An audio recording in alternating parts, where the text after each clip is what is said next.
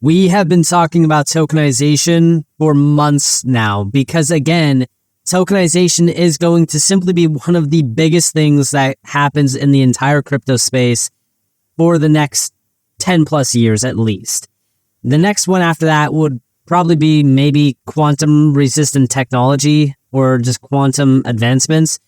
I don't know what could be bigger than tokenization, if I'm being honest, because again, the market opportunity here, the value projected to enter this space through tokenized assets, it's just absolutely breathtaking. And we have to address this, especially with what BlackRock recently told us, because it is very significant. And I really do think that it's going to affect everything in a big way. And what I mean by everything, I mean the value of the underlying assets, how much money is moving over these networks.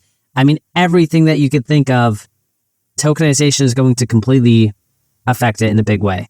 So we have here from Ripple, to capture the value of a projected $16 trillion tokenized economy, institutions need more than just storage. They need resilience. At Ripple, we provide a security environment that mirrors the rigor of the banks we serve. We combine HSM and FIPS certified hardware to deliver security that scales, protecting assets without sacrificing operational speed. But legitimate integration with the global financial system requires verification. This is why we strictly adhere to SOC 2, Type 2, and ISO 27001 standards, ensuring your infrastructure is not just powerful, but compliant. And yes, that's because Ripple has planned for integration with the global financial system since day one. And we have down here, in digital assets, security isn't a feature. It's the foundation of institutional trust. Effective custody requires defense in depth architecture, battle-tested cryptography, and the governance rigor of a global financial institution. The stakes are too high for anything less. And Reese Merrick said, as someone on the inside at Ripple, I couldn't be more excited about the work we're doing to set a new standard in institutional digital asset custody. Akshay perfectly captures what drives us every day in this space. Trust isn't a nice to have, it's the foundation of everything. With Ripple's enterprise-grade custody solution, we are delivering the kind of bank-level security, regulatory compliance, and seamless integration that institutions have been asking for. Whatever the future of value looks like, we're building the infrastructure that can securely support it at scale.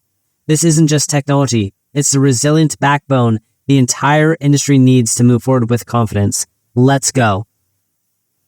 Now within this, we have Ripple Custody, a primer on secure digital asset custody solutions. This goes back to March of this year. We've talked about this, we've broken it down, we've addressed it.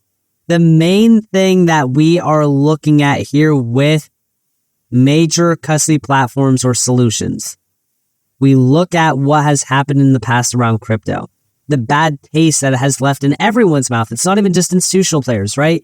Everyone is affected by what has happened in this market over the last, couple years. If you think about what I talk about with I Trust Capital, right? I addressed how we have these massive hacks in this space, and they all center around these major exchanges. Bybit, which was the most recent one, resulted in $1.5 billion in stolen digital assets. This is the largest hack in crypto history from one of the largest exchanges in the space. When we think about security, when we think about compliance, when we think about everything that must be in place for custody platforms to be, extremely successful and secure, Ripple has all of that. They have prepared for this. And remember that they acquired Medico, which was one of the biggest custody platforms for banks like Citi, Societe Generale, BBVA, DBS, DZ Bank. I mean, everything that Ripple Custody has tied to it is everything any institutional player, big or small, would need. And then when you think about what Ripple Custody actually is, this is the infrastructure for tokenization, for the tokenized future. When we go up here to the Solutions tab, and we go to Custody, and you just click on Tokenization, this is where we see the big picture. Everything tapped in around the tokenized future. And yes, XRP and the XRPL are center to it. Now, we address this and then we think about what BlackRock has been telling us. We just got a new report from The Economist, and we have BlackRock's Larry Fink and Rob Goldstein say tokenization can modernize the infrastructure that still makes parts of the financial system slow and costly. Now, if you remember that video clip from October with Larry Fink, then this is no surprise. CEO of the world's largest asset manager, we're just at the beginning of the tokenization of all assets. Yes, includes ETFs. Larry Fink, on his positively evolving attitude towards crypto, I grow and learn. Good lesson here. And some of you still think crypto is a scam.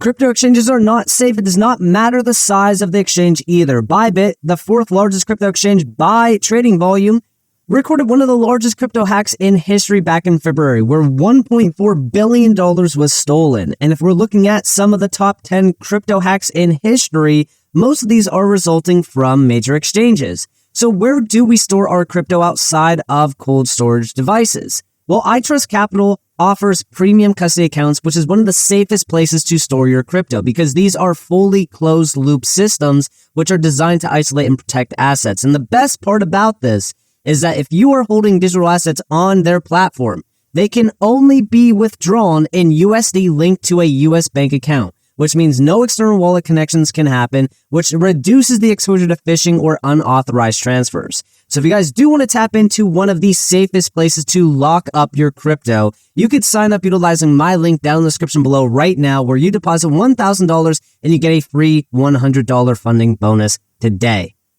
I do believe we're just at the beginning of the tokenization of all assets, from real estate to equities, the bonds, across the board. There's very loud here. It's very loud, but it's good. Capital's at work. What do you like that? I love capital at work. Yeah. But there's $4.1 trillion of money in sitting globally in digital wallets. A lot of that money is outside the United States. If we could tokenize a ETF, and digitize that ETF, we can have investors who are just beginning to, invest in market through, let's say, crypto. They're investing in it, but now we can get them into the more traditional long-term retirement products. So we look at that as the next wave of opportunity for BlackRock over the next tens of years as we start focusing and moving away from, traditional financial assets by repotting them in a digital manner, and then having people stay in that digital ecosystem. They can have their cash, and we have the largest cash money market fund that's tokenized called BITL. Our Bitcoin IBIT is now over $100 billion. I know, from not that long ago. And 2 years ago, zero. Yeah. So, well, you weren't always a huge proponent of crypto, as I know. I love it now, but I grow and learn. I heard you say that on 60 Minutes. I did. Yeah. And again, when you have Larry Fink talking about how traditional finance is evolving and everything's moving on chain, and how we're just at the beginning of this, it should tell you exactly where we're at. We are at the beginning. This is just a start. And what's crazy about this is we also know that Ripple is prepared for this. Ripple is prepared for this with, of course, XRP and the XRPL as well. We know this is true because of what, the links take you to on their website, but also just by doing a little bit of research on the recent acquisitions or recent moves. XRP is at the center of this. It's the foundation of all of this. Now, on top of that, we also have another video clip from Larry Fink. This goes back to November 5th. BlackRock's Larry Fink continues to emphasize one message: the future is tokenized. Tokenization is probably the most important component in the evolution of the money's financial plumbing. The next era of finance is being built on chain. The opportunity for tokenization is probably the most important component of how we are going to see the evolution of the financial plumbing of the world.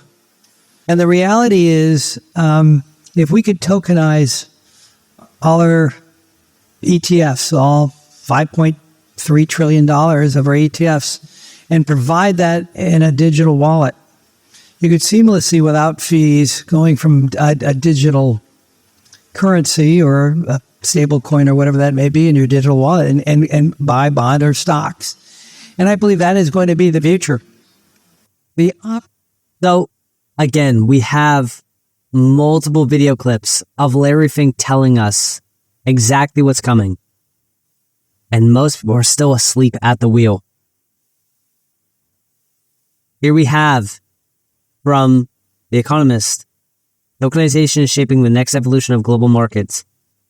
Larry Fink and Rob Goldstein discuss how tokenization can modernize market infrastructure, enhancing efficiency, transparency, and access by connecting traditional and decentralized or digital finance. Here we have 50 years ago, money moved at the speed of mail. We're talking about how antiquated this system is. Now, obviously, they're talking about paper certificates here.